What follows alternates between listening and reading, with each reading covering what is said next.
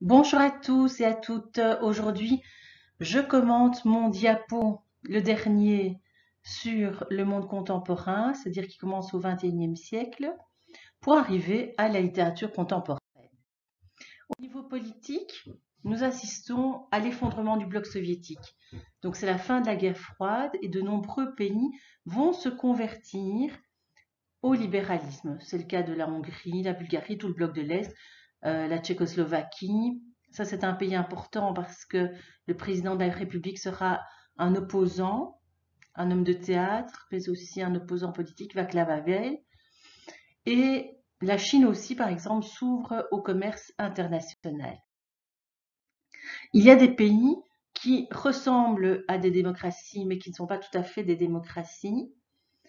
C'est-à-dire que on organise quand même des élections, mais entre deux élections, il n'y a vraiment pas moyen de s'opposer au pouvoir. C'est la Russie de Poutine, c'est la Turquie d'Erdogan, la Hongrie, la Biélorussie. Par exemple, des opposants à Poutine sont arrêtés. Là, je vous conseille de voir une petite vidéo. Donc,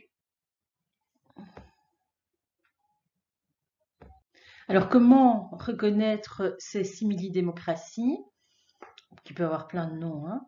Alors, d'abord, ce sont des pouvoirs qui ne respectent pas donc les lois.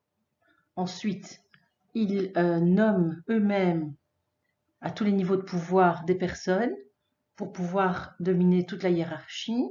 Les opposants sont poursuivis comme on l'a vu dans les dias précédents. Par exemple aussi, ils sont emprisonnés, mais ils pourraient être bloqués au niveau de l'expression. Ils ne parviennent plus à s'exprimer sur Internet. Alors, une fois qu'ils sont arrêtés, la défense n'est pas respectée, les droits de la défense. Les références au passé sont constantes. Le passé serait donc la culture propre à ce pays serait menacée. Il y a des propos racistes et tous les corps intermédiaires, par exemple les associations, les syndicats, sont neutralisés pour garder un pouvoir fort et unique. On peut même modifier la loi pour différer des élections et il y a une grande corruption. Alors pourquoi? On pourrait se poser la question pourquoi euh, ces pouvoirs se maintiennent quand même, puisqu'ils limitent la liberté.